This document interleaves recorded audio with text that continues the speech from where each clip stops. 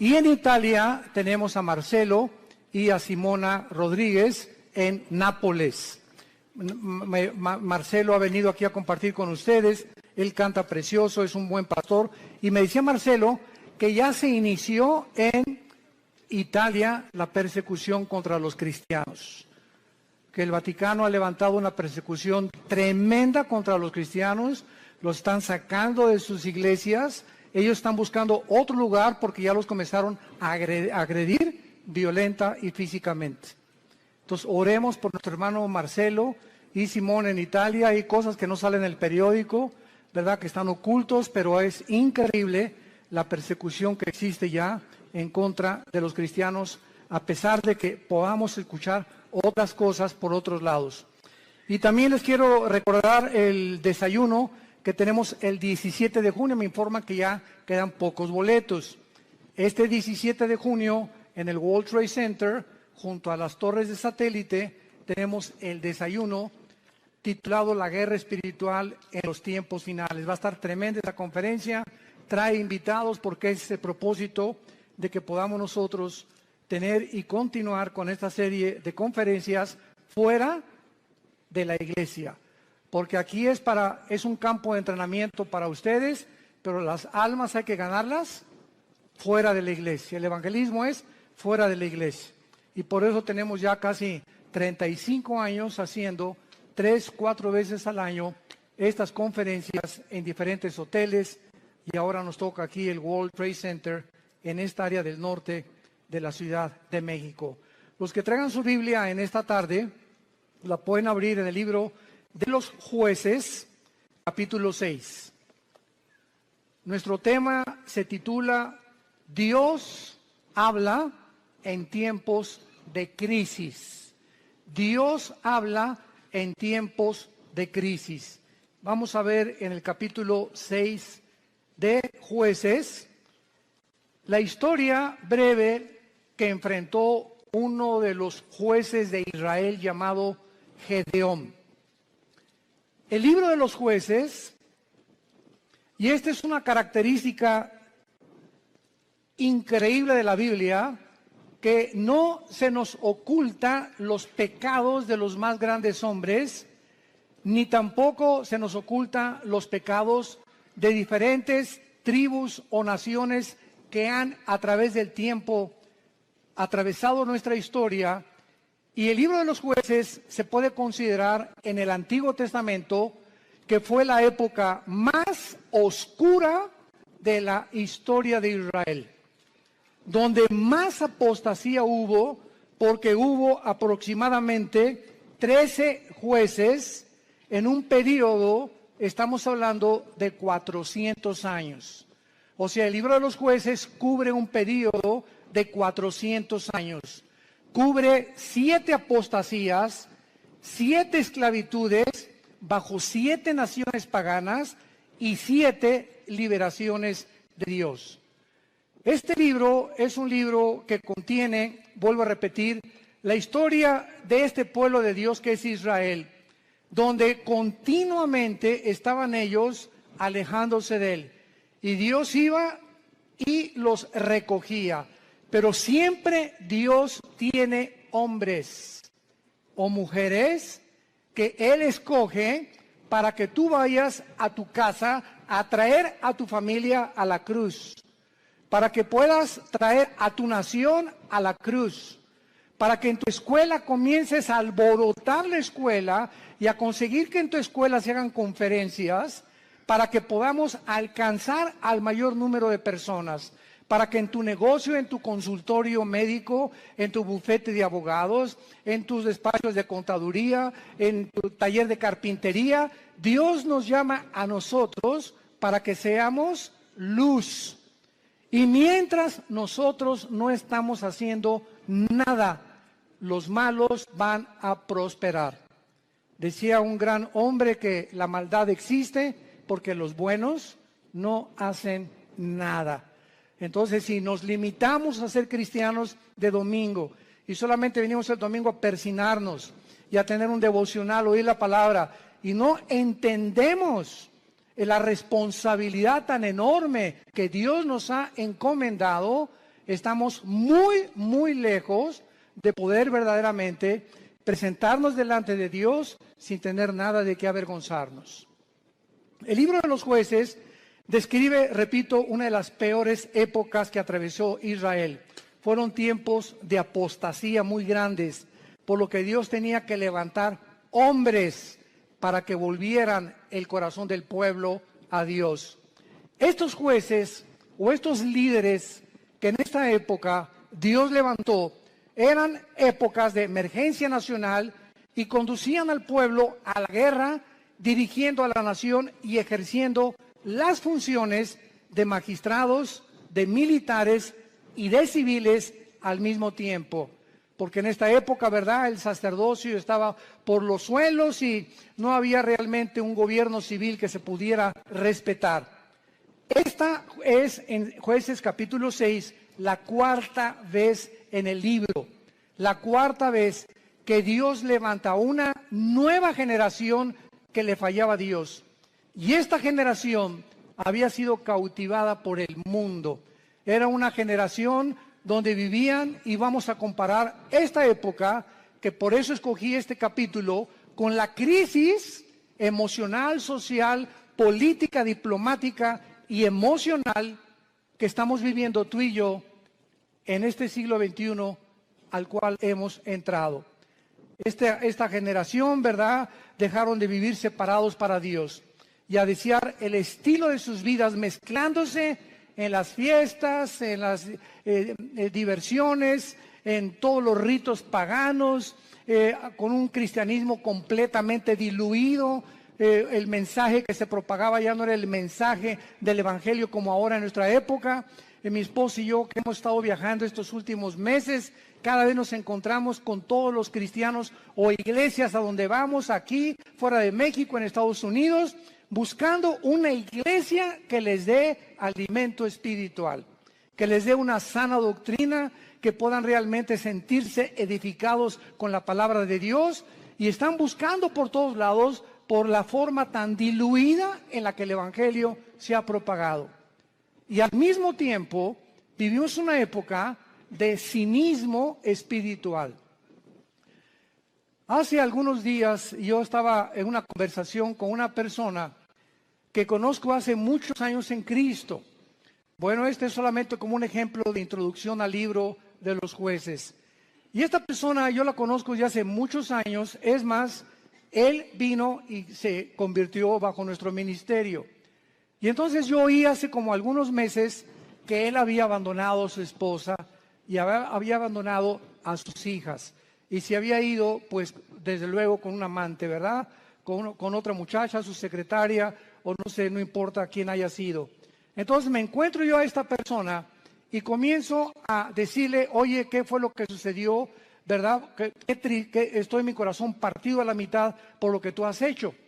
¿Y saben ustedes lo que me contestó esta persona que tenía aproximadamente o tiene casi 15 o 20 años en Cristo? Bueno, pero ya nos perdonó Dios.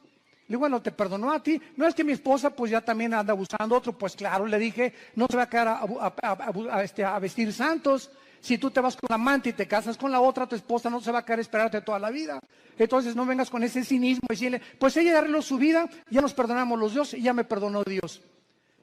Inmediatamente lo que yo detecté fue lo siguiente, que hay cantidad de personas que se llaman cristianas y que piensan de la misma forma, total que Dios me va a perdonar y me puedo divorciar. Y ya que me case con otro y forme otro hogar, entonces ya Dios me puede perdonar y comienzo nuevo. Porque él me dijo, bueno, ¿y ahora qué sigue? Le dije, lo que seguía era lo siguiente. Si tú abandonas a tu esposa por adulterio y por otra mujer, tú te arrepientes de tus pecados y esperas que tu esposa te perdone y te esperas antes de casarte a que se case ella primera para que tú quedas libre.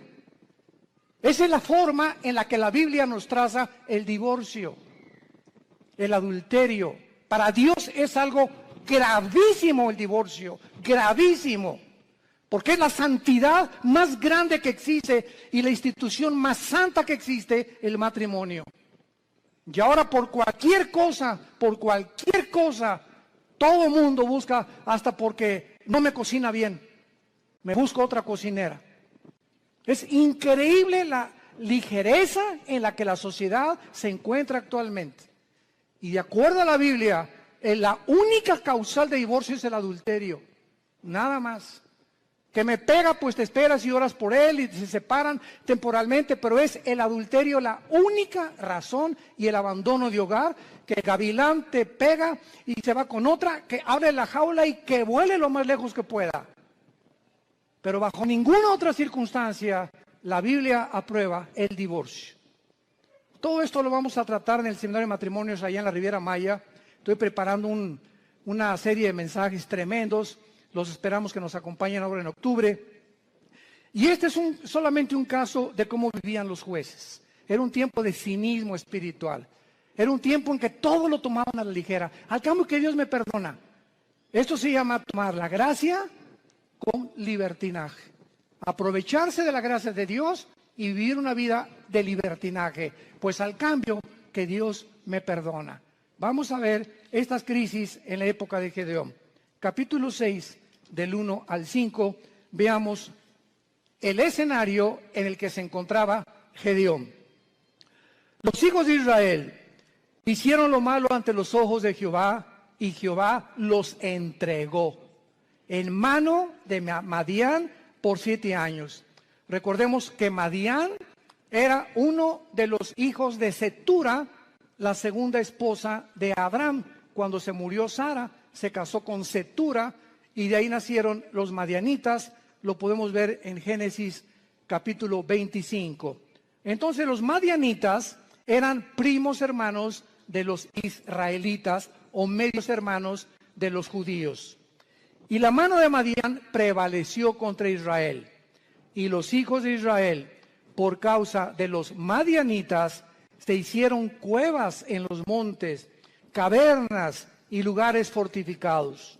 Pero pues sucedía que cuando Israel había sembrado, subían los madianitas y amalecitas, y los hijos del oriente contra ellos subían y los atacaban. Y acampando contra ellos, destruían los frutos de la tierra hasta llegar a Gaz. Y no dejaban que comer en Israel ni ovejas, ni bueyes, ni asnos.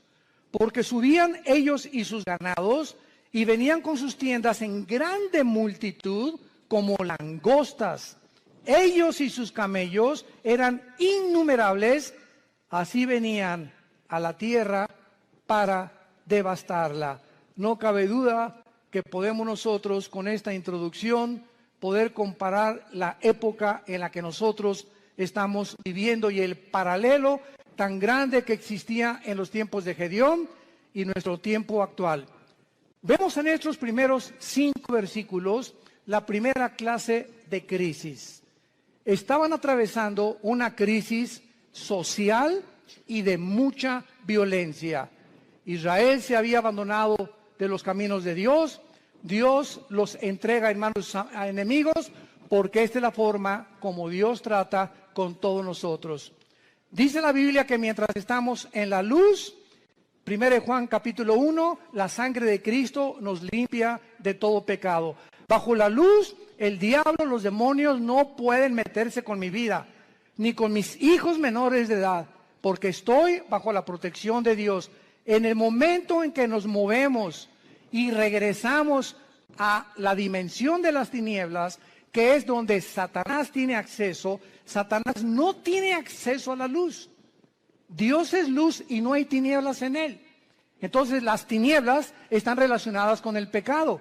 El momento en que tú pecas, o ya traes una mujer en tu mente que no es tu esposa, o ya metiste pornografía a tu casa, o ya comenzaste a hacer cosas que son desagradables a los ojos de Dios, sin que tú te des cuenta, si tú mantienes este tipo de vida, comienza el cerebro y las emociones a ser afectadas, y entonces viene lo que se llama el engaño, donde comienzas a engañarte, porque el pecado tiene el poder de engañarnos, y comienzas a convencerte que no estás tan mal. No, esa es una prostituta, esa sí está mal. No, yo no soy con mi compadre si es borracho, parrandero y jugador. Yo por lo menos estoy casado con mi esposa y tengo mis aventuritas, ¿verdad? De vez en cuando, una canita al aire, pero de vez en cuando. Y Dios es un Dios que dice la Biblia, sus párpados nos examinan y nuestros caminos están delante de Él las 24 horas del día. Y cuando viene el engaño, cuando vienes tú a la iglesia a oír la palabra de Dios como los domingos o los estudios entre semana que muchos de ustedes toman o en el ITI, el propósito de Dios al exponernos a su palabra es abrirnos el entendimiento para convencernos de pecado. Siempre que hay un mensaje de la Biblia, hay algo que el Espíritu Santo usa que se llama la convicción de pecado, porque solo Él, ni el pastor, ni tu compadre, ni nadie te va a convencer que estás mal más que la palabra de Dios. Entonces nos exponemos a la palabra de Dios y tú en esta tarde que escuchas tienes esta oportunidad en la que Dios te está hablando. Yo no sé tu vida. Muchos dicen, es que ¿quién le contó mi vida? Nadie me ha contado tu vida, ni te conozco, mosco. Entonces, ese es un problema tuyo y con Dios. Pero Dios usa la Biblia, y si tú cuando oyes la palabra de Dios no te arrepientes y sales por esa puerta, igual que como entraste, viene lo que se llama la dureza del corazón, que se usa con la palabra porosis en el griego, que es cuando un carpintero o una persona que usa instrumentos de martillos y de cinceles está golpeando y golpeando hasta que te salen callos en las manos. Esto es un fenómeno muy interesante. Y cuando te salen callos, lo interesante que el callo no tiene células. Le metes al callo una aguja y no lo sientes. Trátalo y vas a ver cuando te salga un callo, porque es tejido muerto.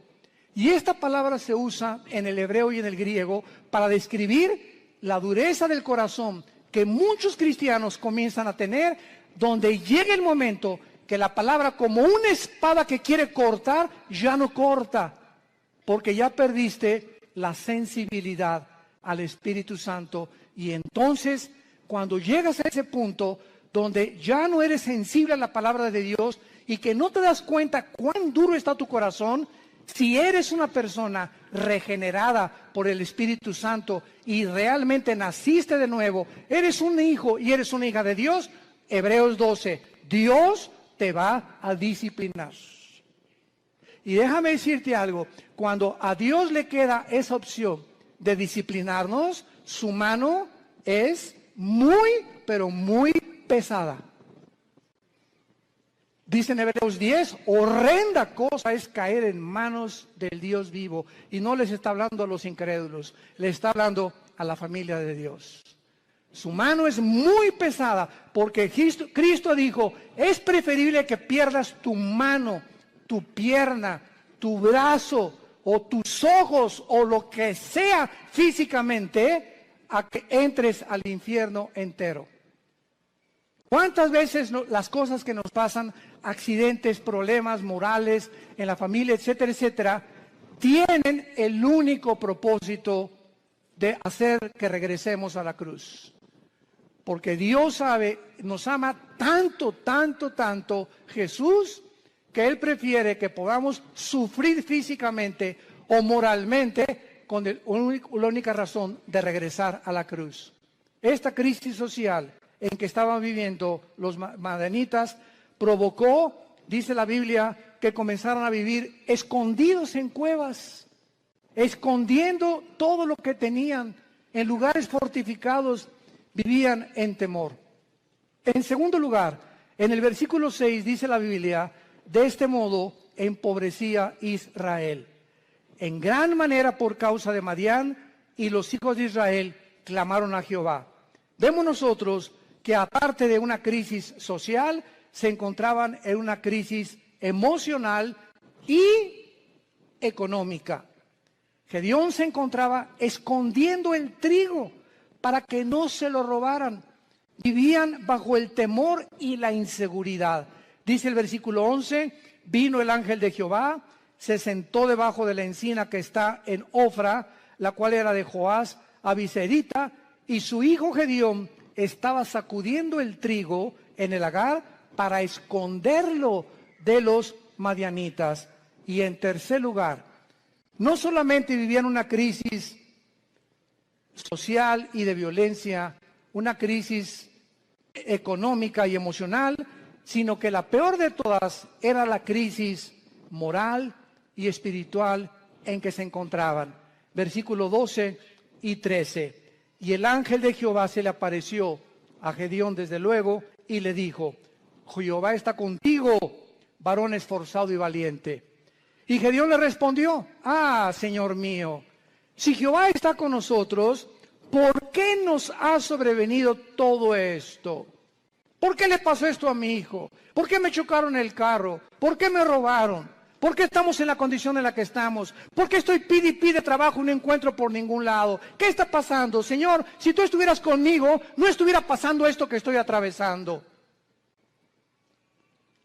¿Y dónde están todas sus maravillas? Le sigue diciendo Gedeón al ángel. A ver, ¿dónde están las maravillas de Dios? Que nuestros padres nos han contado diciendo que nos sacó Jehová de Egipto. Y ahora Jehová nos ha desamparado y nos ha entregado en manos de los madianitas. Y mirándole Jehová le dijo: ve con esta tu fuerza y salvarás a Israel de mano de los madianitas. ¿No te envío yo? Vamos a ver esta aplicación rápido de las tres crisis sociales para continuar desarrollando esta conferencia. De la misma manera, la sociedad en que vivimos ahorita, vivimos una crisis social, oprimida por la inflación, las guerras, el hambre, las naciones fuertes oprimiendo a las débiles, crímenes, secuestros, robos, actos de terrorismo al inicio del siglo XXI.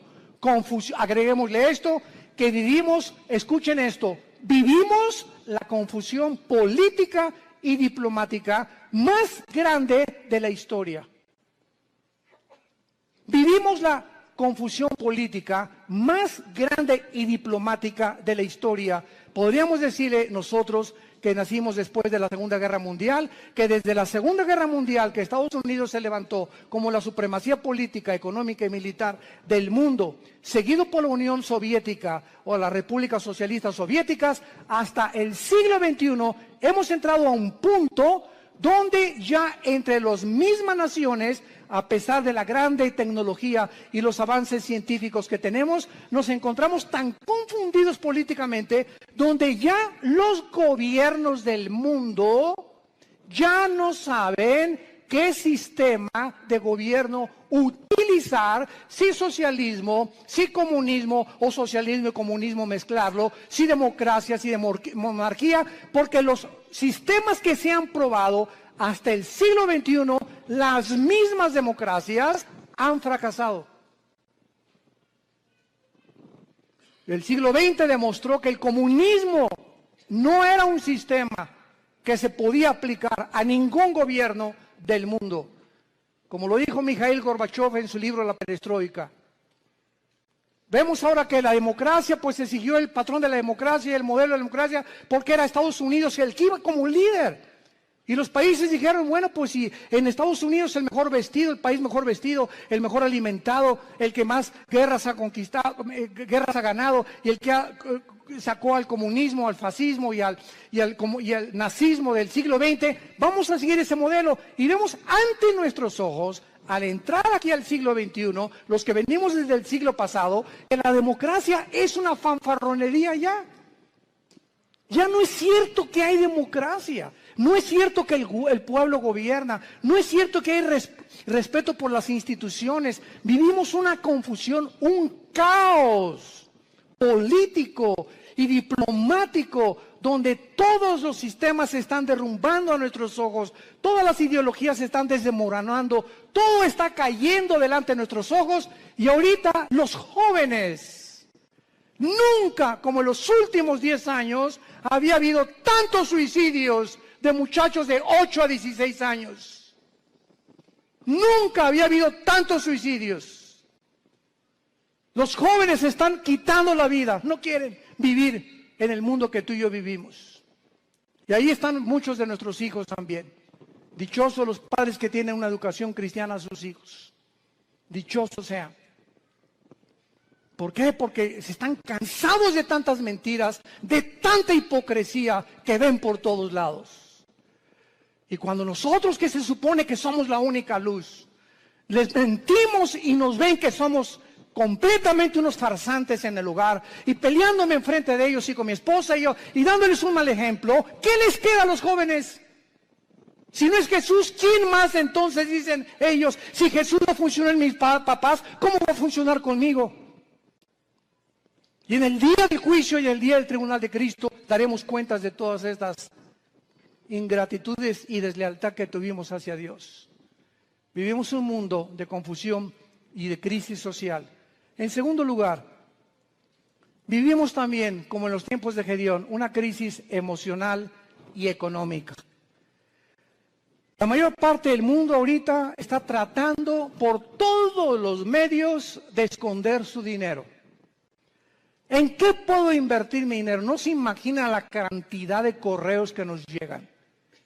Oiga, ¿qué me recomienda, pastor? ¿Comprar euros o en el dólar o en Wall Street o comprar bienes y raíces? Dicen que el dólar va a seguir cayendo, que viene una caos económico en Estados Unidos que va a hundir el peso aún más todavía, etcétera, etcétera. Y todas las cosas que comienzan a bambolearse, como dice en Hebreos 12, voy a sacudir los cimientos del mundo, la economía, la política, los temas, todo va a comenzar a bambolearse. Así vivimos un mundo donde comenzamos a ver que todo es inestable, todo, no hay nada firme, todo está cayéndose a nuestros ojos, la moral por los suelos, como lo vamos a ver también, la política, la economía, la ideología, todo. ¿Qué entonces hacemos los cristianos? Vivimos una época de crisis, ¿quién lo puede negar? ¿Qué vamos a hacer entonces con el dinero? ¿Vamos a estar igual que el mundo, preocupándonos en qué invertir, escondiendo el dinero debajo del colchón de la cama? Es la crisis en la que estamos viviendo, emocional y económica. Y tantos impuestos, vive la gente angustiada, temerosos, llenos de estrés. La clínica Mayo en Rochester, una de las clínicas más prestigiadas en medicina, el Hospital Hopkins en Inglaterra, de Estados Unidos, de las instituciones más prestigiadas en medicina, llegaron a un acuerdo el año pasado, que la causa número 1 de problemas físicos en el ser humano actualmente y emocionales ya no son ataques al corazón, entonces consecuencias. El problema y el peligro más grande que está asumiendo al mundo ahorita, robándole la salud, se llama el estrés. El estrés. Aún mismo el estrés te hace subir el nivel de tu colesterol y de tus triglicéridos. Así que si tú eres una persona que fuiste al médico y tienes más de 200 de colesterol arriba, o tu glucosa pasa de los 100 puntos, etcétera, etcétera, y tú dices, bueno, voy a entrar a una dieta, y crees que con la dieta se va a mejorar, claro que te va a ayudar, pero si no va acompañado con la paz en tu vida, y tú puedes estar comiendo todos los días lechuga y convertirte en el bunny books, en el conejo. No importa lo que puedas hacer, si tu vida no tiene paz y no tiene equilibrio y no tiene una estabilidad emocional, no importa lo que hagas, porque emocionalmente lo que descompone el organismo es el cerebro y la falta de paz. El estrés es un estado de angustia, de incertidumbre, que estás así, de enojo, de ira, de desconfianza en el mundo, andas como león enjaulado y se te atraviesa en el tráfico y quieres sacar la pistola y le recuerdas a la mamá y hasta a la abuelita le recuerdas cuando se atraviesan en el tráfico. Y llegas a la casa y estás igual. Entonces, tú no vas a llegar a los 40, 50, 60 años de edad como una persona normal y vas a comenzar a padecer de enfermedades que tienes una buena dieta, pero te está descomponiendo tu estado emocional. ¿Por qué? Porque no tienes paz. Y hace 2000 años, Jesucristo nos dio la medicina para el estrés. Mateo capítulo 6, versículo 25 en adelante. Por nada estén afanosos. La vida es más que el alimento y el cuerpo más que el vestido. Miren ustedes a las aves de los cielos. Aunque tú en tu cerebro no lo puedas captar, ni lo puedas dimensionar, los pajaritos, cada pajarito de cada campo, de cada bosque en el mundo, cada pajarito depende de mi Padre. Y Dios les puso a los pajaritos un chip para que nunca veas a un pajarito sembrar, para que nunca veas a un pajarito cosechar, y para que jamás vayas a encontrar que ningún pajarito nunca guardan su comida, no la almacenan en Banamex ni en Bancomer. Y sin embargo, vale $1 cada pajarito, $2, y si mi Padre los alimenta, ¿cuánto más ustedes, que di mi vida en una cruz, que resucité de los muertos, que cambié la historia, que me apareció más de 500 personas en los primeros meses y años de mi vida, y que vivo en el corazón de muchos de ustedes? ¿Cómo es posible que hayas llegado a ese punto donde dudes que te voy a dejar? Ahora que estábamos mi esposa y yo en Acapulco, no estábamos ni en la playa. Siempre que, igual cuando vamos a la Riviera Maya, ¿verdad? Lo que menos, ni a la alberca nos da tiempo de meternos, porque vamos a ministrar a la gente. Y estábamos en Acapulco y tuvimos el desayuno, 600 personas. Fue una vez, como no se imagina qué bendición fue. Nuestra iglesia en Acapulco está creciendo tremendamente. Bueno, en la consejería llegó una muchacha este fin de semana pasado y nos dice a mi esposa y a mí, de 18 años, ay, pastores, ¿qué te pasa, nena? No tengo trabajo. Nena, ¿tienes papá? Sí. ¿Y mamá? También. ¿Cama para dormir? Sí. ¿Y comida? Sí. Entonces, ¿y eres cristiana? Sí. Entonces, ¿por qué estás en esta condición? Dale gracias a Dios y dile, Padre, gracias por mi papá, tengo cama, tengo alimento, tengo que vestirme, me están pagando la escuela, y te preocupas porque no tienes trabajo, y llegas a un estado de estrés en el que casi te estás desmoronando enfrente de nosotros. Le dije, eres una incrédula. Tú no puedes tratar a Dios de esta manera. El día que tú le des gracias a Dios por lo que tienes y no te fijes en lo que no tienes, Dios te va a dar el trabajo. Fíjense ustedes cómo somos, ¿verdad? ¿Cómo somos nosotros? ¿Cuántos refugiados salen ahorita de Siria? 6 millones. Velos en los periódicos, velos en los videos, con una maleta, con 3 cambios de ropa o 2 a lo mucho, con 3 o 4 chamaquitos detrás de ellos, sin saber qué país les va a abrir la puerta, sin saber si mañana van a dormir en la tierra, en un camión, si los van a matar. Y nos estamos quejando nosotros. Nos estamos quejando nosotros. ¿Será posible que seamos tan malagradecidos? Y siempre viendo lo malo, siempre no tengo esto y no tengo aquello, pero tienes vida y vives en un país libre, tienes padres, tienes una casa, tienes un petate donde echarte, tienes guaraches.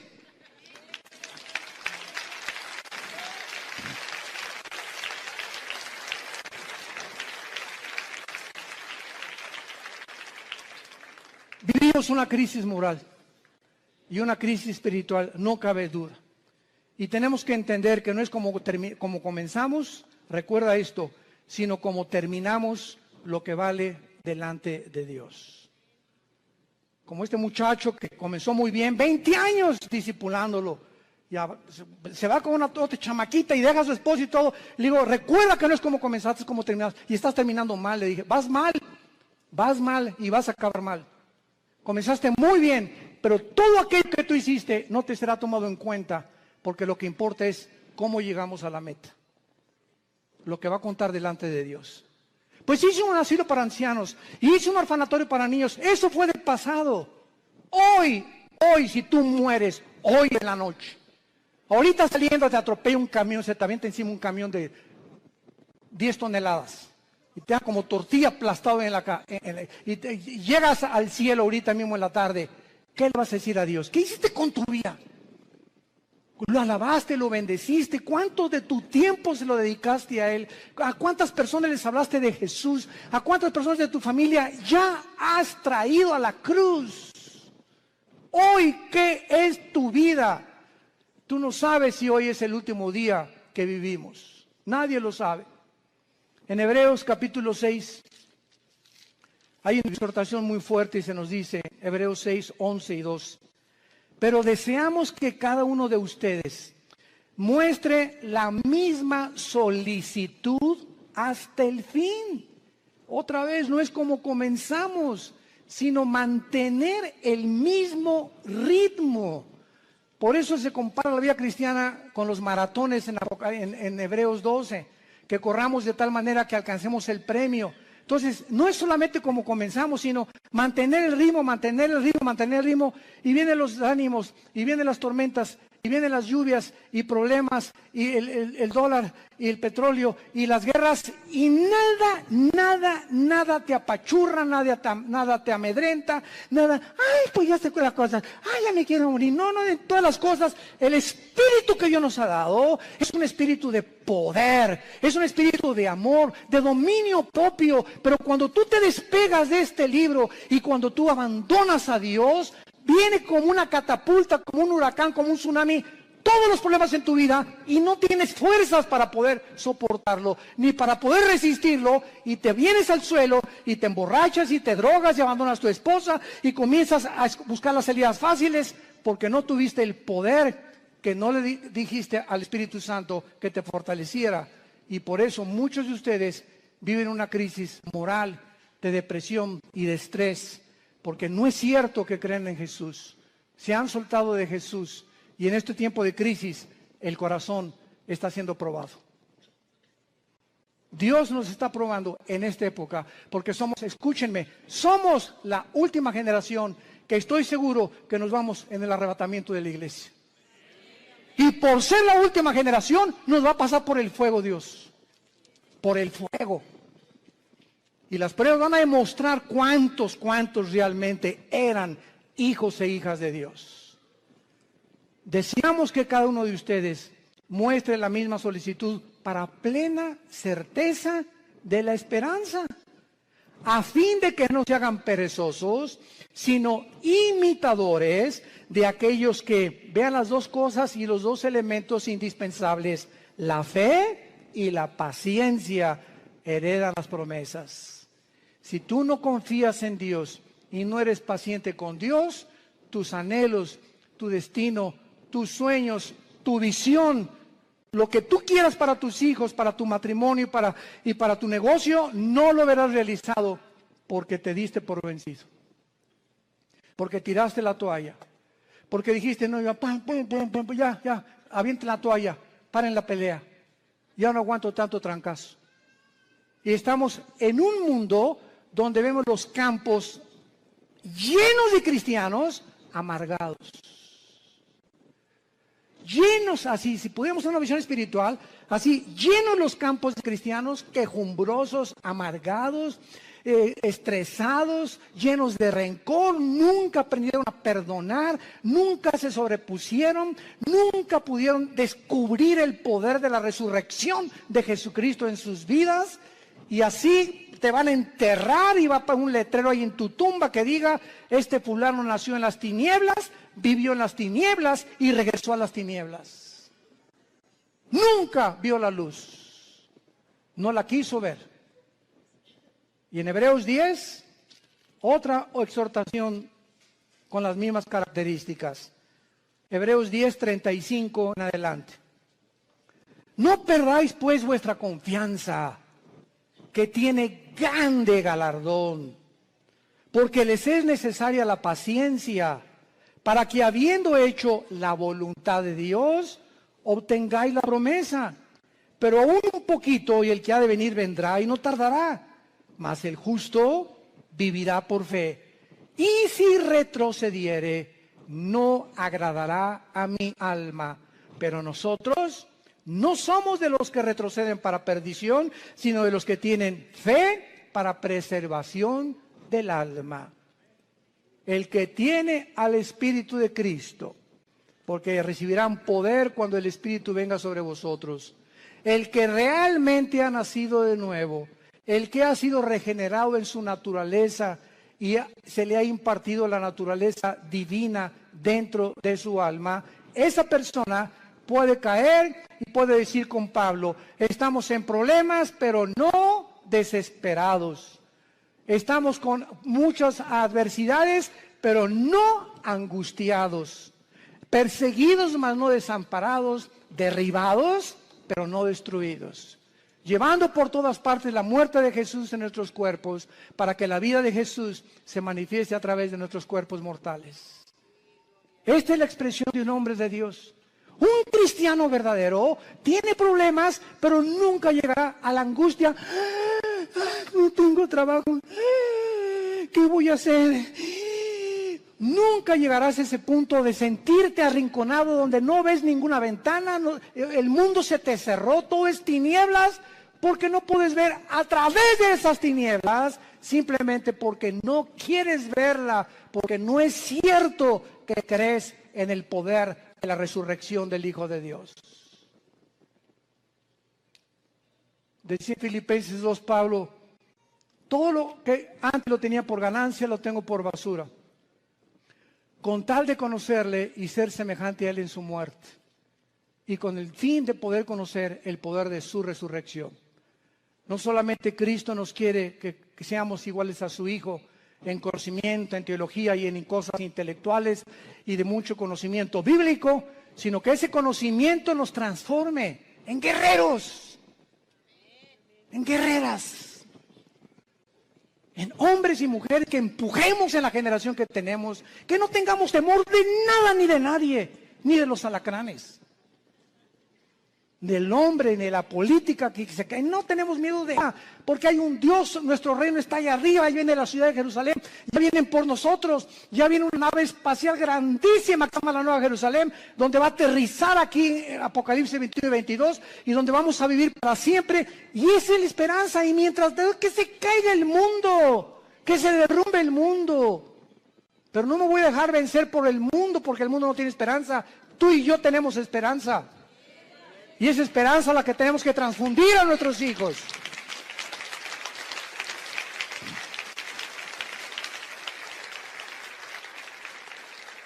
No caigamos en lo que al principio Gedeón estaba cayendo. Si Dios existe, ¿por qué me está sucediendo esto?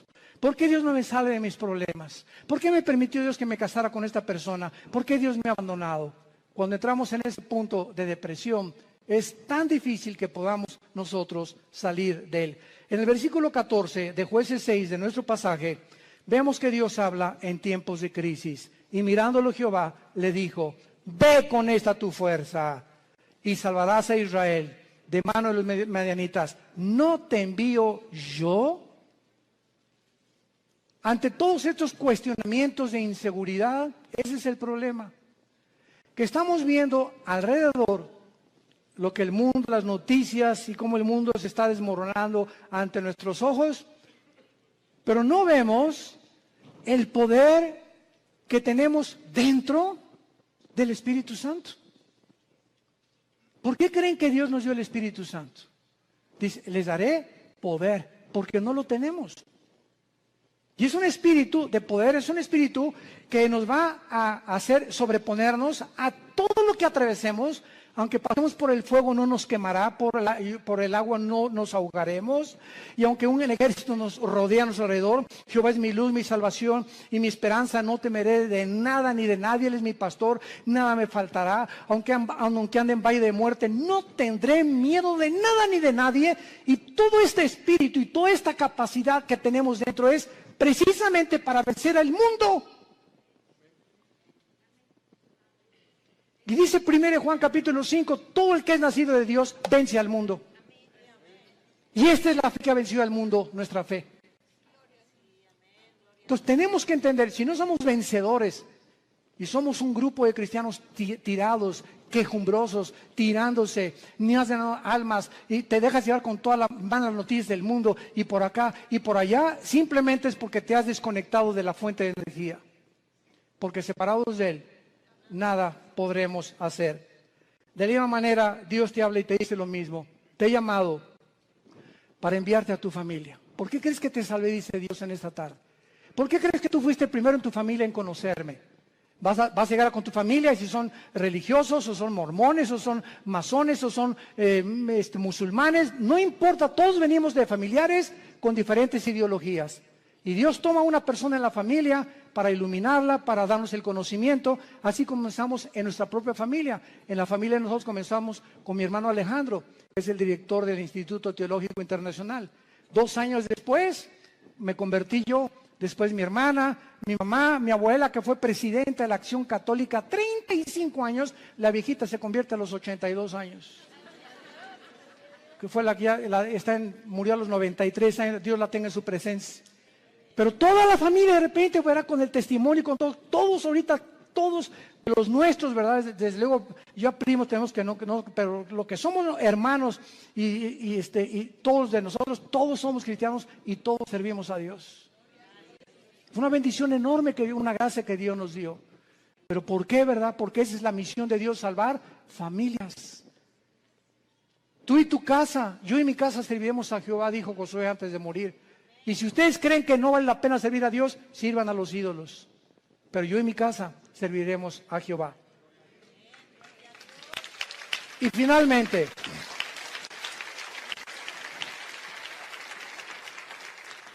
Gedeón le responde a Dios, versículo 15 y 16. Entonces le respondió, Señor mío, ¿con qué salvaré yo a Israel? He aquí que mi familia es pobre en Manasés, y yo el menor en la casa de mi padre. Jehová le dijo, ciertamente, yo estaré contigo, y derrotarás a los madianitas como a un solo hombre. ¿Has tú también argumentado igual con Dios? Señor, pero ¿cómo salvaré a mi familia? ¿Cómo les puedo testificar si soy débil? ¿Cómo me pones a mí de maestro de escuela dominical si con trabajo sé enseñar? ¿Cómo me quieres mandar a mí de misionero si tengo miedo de los afganistanes y ahí en Venezuela? ¿Cómo me mandas a mí de estas cosas? Y siempre estamos viéndonos nuestras capacidades. Siempre estamos viendo lo que nosotros podemos o no podemos hacer.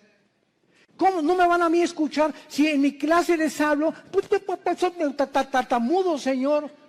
No veas tu tartamudez, no veas tus discapacidades, no veas tus debilidades, velo a Él. Eso fue lo que Moisés le dijo también. ¿Cómo me mandas a Faraón? Y le dijo Dios, ¿qué no hice yo el oído y no hice yo la boca? No tengas miedo, vas en mi nombre y yo te daré el poder y la capacidad que ni siquiera conocías, porque cosas que están ocultas y que no han consumido el corazón del hombre, que Dios tiene escondidas y guardadas para los que le aman y creen en Él. Ve, sé valiente, ve con tu familia, sé valiente con tus amigos, sé valiente en tu trabajo, háblales del Señor, háblales de Cristo. Tú no te imaginas, cuando acabes de hablar, te vas a preguntar, ¿fui yo? Así es, comenzamos a desconocernos. Yo antes de subir un púlpito, ¿verdad? Estuve 3 años de misionero primero en la sierra. Ahí comencé yo de misionero, lo comentaba ahorita en la mañana al pastor César. Durmiendo en pisos de adobe entre Oaxaca y Guerrero, en la Costa Chica, en la Costa Grande, del 77. Este año, con la gracia de Dios, cumplo 40 años de servir a Dios. Este año. Gracias a Dios. Pero comenzamos. Dormíamos en ladrillos, envueltos en periódicos. Me dio malaria, me dio tifoidea 2 veces, temperaturas de 40 grados. Si no había un doctor por ahí, yo no estaría vivo ahorita. Y en esos 3 años yo entiendo ahora qué es la forma en la que Dios me quería forjar para que ya entrara yo al ministerio en el 79 con el grupo de Luis Palau. Ya en el 81 formamos Villa Nueva para México, ya comenzamos las iglesias en los 80s, pero ha sido unas etapas y un proceso de quebrantamientos, de humillaciones, de pobrezas. No teníamos ni para comer, comíamos lo que arrancábamos de los árboles, lo que yo pescaba ahí en Acapulco. Era una crisis tremenda y todo ese tiempo fue un tiempo de prueba, de quebrantamiento delante de Dios. Pero sabe una cosa, cuando uno pasa eso, uno pierde el miedo, el temor a ser pobre. Porque si ya pasaste por eso, ¿verdad? Hay aquellos de los pirruration. Pero cuando uno fue pobre, y pobre, pero pobre, que duermes en un piso de adobe y no tienes ni siquiera un cojín donde poder dormirte, ya no le tienes miedo a la vida. Le pierdes el miedo a la vida. Porque sabes que sobre cualquier cosa lo peor que te pueda pasar es eso. Y más de allá, la muerte. Y para nosotros es ganancia.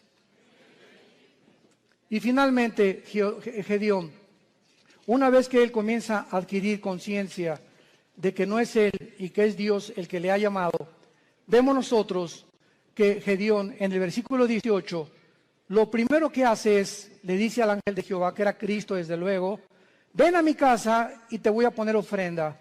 Y él respondió, esperaré que vuelvas. Entrando Gedeón preparó un cabrito y panes, etcétera, etcétera. Entonces el ángel de Dios, ya que tenía toda la ofrenda, le dijo, toma la carne y los panes sin levadura, ponlo sobre esta peña y vierte el caldo. Y él lo hizo así. Y extendiendo el ángel de Jehová el báculo que tenía en su mano, tocó con la punta la carne y los panes sin levadura, y subió fuego de la peña, el cual consumió la carne y los panes sin levadura. Vemos nosotros que lo primero que hizo Gedeón fue inmediatamente, después de recibir las noticias, buscar una ofrenda a Dios. Lo primero que un hombre y una mujer cambian cuando comienzan a conocer a ese Dios todopoderoso es que no existe, ni he conocido yo, a ningún cristiano grande y poderoso y maduro en el Señor que no sea generoso. Porque es la avaricia y la envidia y la codicia de los bienes materiales lo que nos impide a muchas personas recibir las bendiciones de Dios. Gedeón buscó una ofrenda inmediatamente. ¿Qué le podemos nosotros ofrecer ahora a Dios? Romanos 12:1. Número 1, nuestro cuerpo. Síganme con mucho cuidado. Presentar vuestros cuerpos en sacrificio vivo. Romanos 12:1. Santo, agradable a Dios, que es vuestro culto racional. En el original griego dice, es la manera más racional para vivir. Si tú quieres servir a Dios, lo primero que comienzas es cuidar tu cuerpo. Y no solamente de lo que comes, sino también sexualmente. Nadie puede servir a Dios cuando hay una sensualidad o una sexualidad no controlada. El hombre más sabio de la historia, Salomón, y el hombre más fuerte de la historia, Sansón, los dos fueron vencidos por una mujer que no era su esposa. Y aquí está en la Biblia como ejemplo para que podamos aprender a no confiar en nosotros mismos. El que mire que está firme, mire que no caiga. No jueguen con el pecado sexual.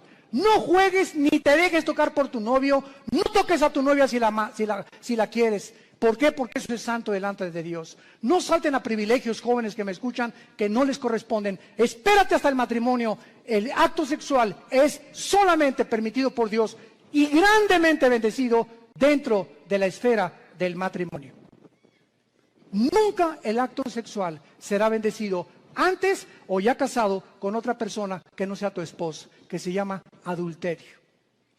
Mientras nuestros cuerpos no sean santos delante de Dios y no tengamos limpia el alma sexualmente y también físicamente, ¿verdad?, una alimentación adecuada, vamos a impedir nuestro avance y las cosas grandes que Dios podía haber hecho con nosotros, no las hará.